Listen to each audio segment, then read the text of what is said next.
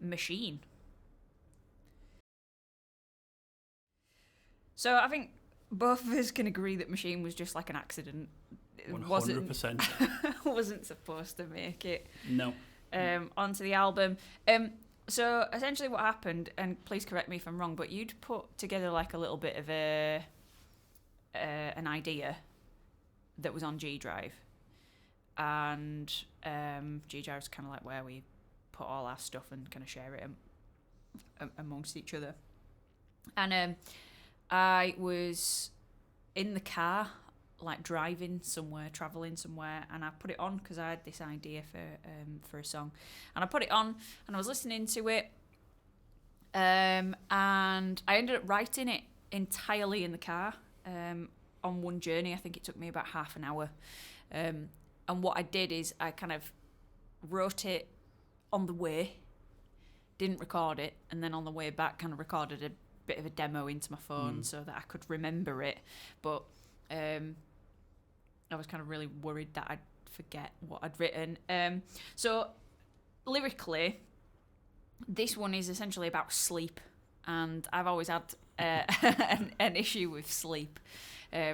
Pretty much everybody in my family has some kind of problem with sleeping in general, either too much or too little. And I was going through like a particularly challenging time with sleep and not really being able to get to sleep because I kind of sometimes have these times where so I will fall asleep, but then when I actually need to go to sleep, my brain engages and it's like, you know, kind of that every mistake that you ever made in year 8 in high school creeps back into your brain. And I came up with this idea of the evening, depending on how you want to say it, machine. So this is literally about not being able to sleep because your brain is that engaged with stuff that it almost like sees sleep as like a challenge. Right. So it's like, do not go to sleep. You've got all these things that you need to figure out and all these things that you need to kind of like sort out. Which is one of the reasons why there's only essentially one verse. Mm-hmm. And the main hook, because I can't really call it a chorus as such, is literally over and over and over. Mm. It's a play on the idea of it being a cycle. It just repeats night after night, but then the whatever it is that's keeping you awake kind of repeats over and over. That idea of like rumination on stuff. And yeah, I just kind of wanted to write something that was centered around that really. So that's where Evening Machine came in. I assumed it was about a nightmare. I mean, I got the sleep reference, but I don't know why I thought it was about a nightmare. But again, we very rarely discuss lyrical content. I know sometimes I do see the lyrics, sometimes I don't. So you know, I can only take away what I hear from it. But yeah, complete accident. Like you say, it was just something I put in the wrong folder. I wrote this song for, well, 2 or 3 reasons really. I just wanted something that was very generic because when I was teaching like a lyric writing class, I just wanted a bit of a kind of generic rock formula that I could kind of pass to them and say, right, write some lyrics around this. And it was going to be an idea I'd use for one of my other bands because, I mean, we'll see if there's any feedback from it. But for me, I think it stands out like a sore thumb, not in a bad way, but because I never wrote it for us, I never wrote with us in mind, so it doesn't have. I mean, I don't know what a KMRS characteristic is, but I just don't think it has it. Like it has no electronic. I mean, does it? No, it has no electronic sounds in there whatsoever. It's basically piano, guitar, bass, drums, vocals, and most of the other songs have something synthetic in there to put it in that alt rock type of arena. So when you sent me this, completely shocked by it, because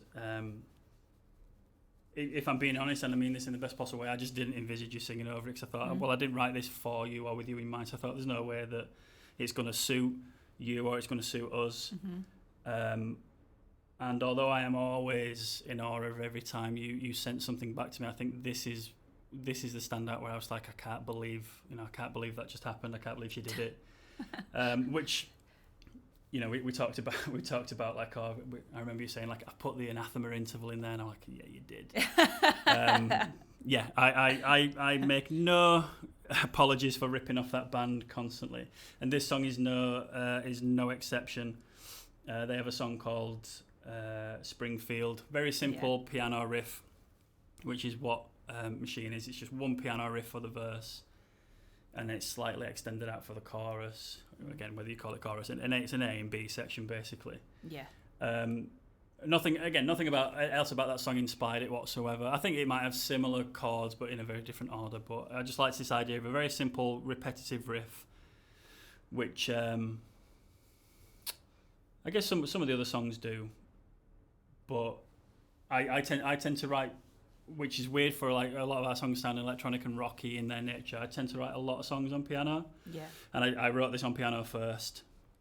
And then, like I said, I wasn't thinking about anything, so I didn't really worry about kind of the subtleties of the track. I didn't think about kind of layering it up in a particular way. It's like, right, rhythm guitar track, piano, bass, drums. Obviously, you know, vocals would have been added in it later by another band or students doing the lyric writing stuff. Yeah. I probably don't even think I re-recorded any of this because I just didn't think it would change, and it didn't change. And yeah, I mean, for me, I would probably, at this point, you know, for those listening, it is March 2021. At this point, I'd say it's my favourite song out of all of them, because it's so unexpected. It's that little happy accident. Yeah. And it worked out so well. And I think this probably launched a few of the other songs after. I forget, I don't know exactly where in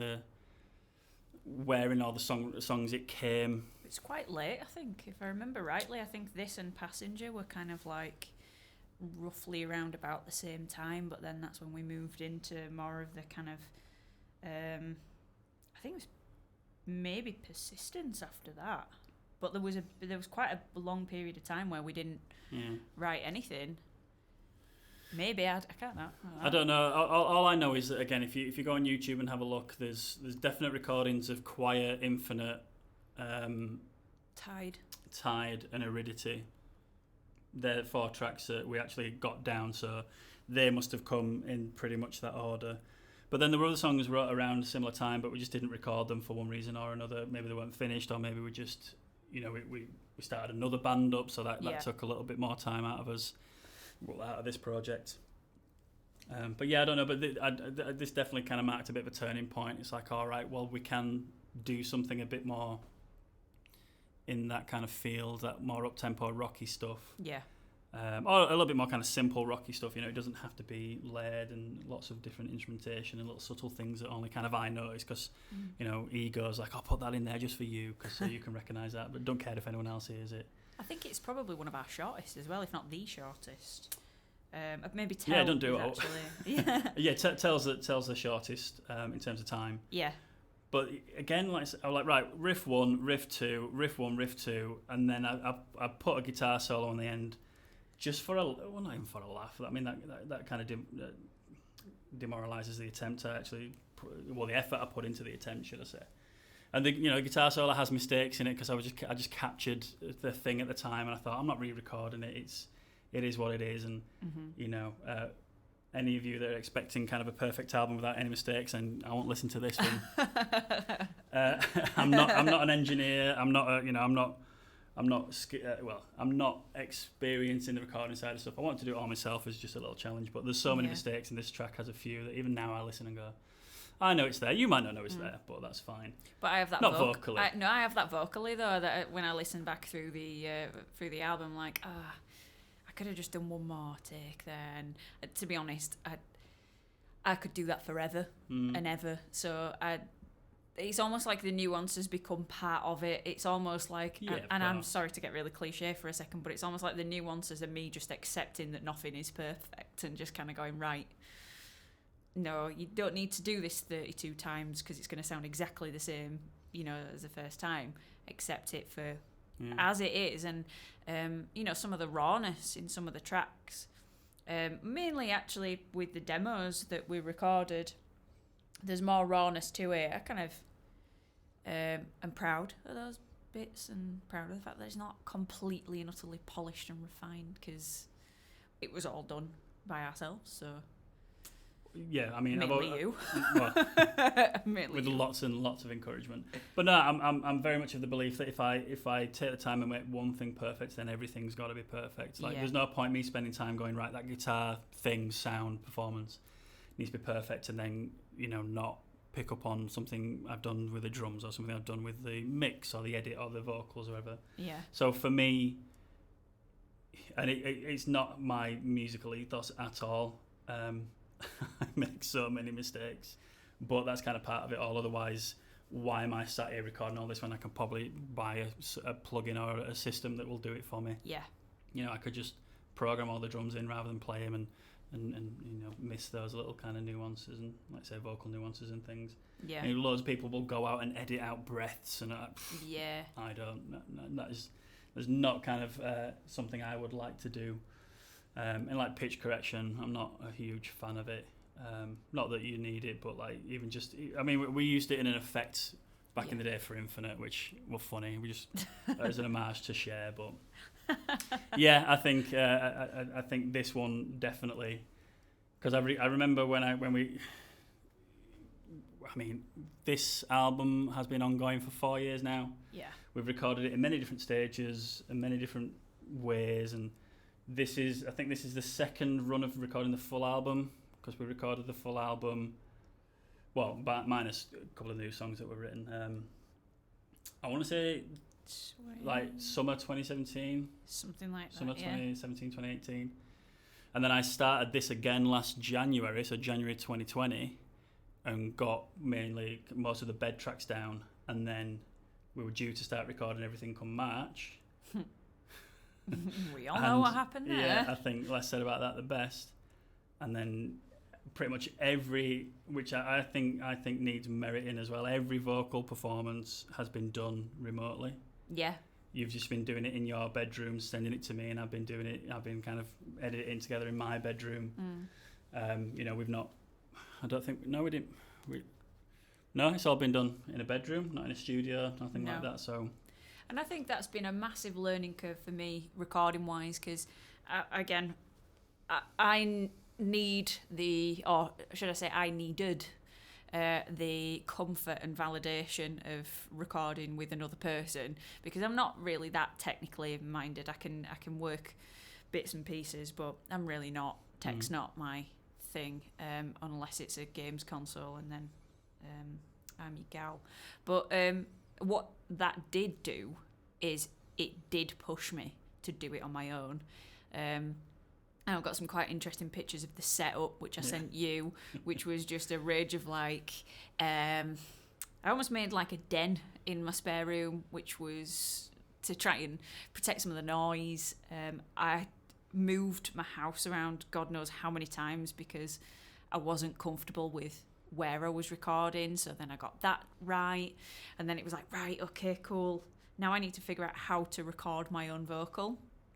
And I ended up redoing a few of the songs. I ended up redoing Infinite because I wasn't happy with it. But it's been a really good experience for me, because it has pushed me to learn that tech side of things. I am also a little bit sort of pedantic, I suppose, with some of the vocal stuff, mainly in sort of the key tracks. So it has made me sit down and work on things like flex pitch and all that kind of stuff, so that I can tweak the vocal very minimally, but to something that I'm comfortable with. And had we not had that situation, and had we recorded everything in a studio, I can probably safely say that I would have literally just relied on you and your knowledge and expertise and just gone, Rich, that's better. And not necessarily let you do it, but let you guide me to do it. So as much as it's at the time was a little bit isolating to an extent, it's been a good thing. It's been a positive experience. I now feel a lot more comfortable recording my own vocal. And I've experimented a lot more as time went on. I played around with different vocal takes, vocal layering, doing kind of whisper takes, panning on some of the stuff. I played around with some of those elements, and usually I would have left that up to a producer to do instead of doing it myself. So, that's been really positive for me. Yeah, I'm on another track. I might go into a bit more detail about a bit more of the recording process.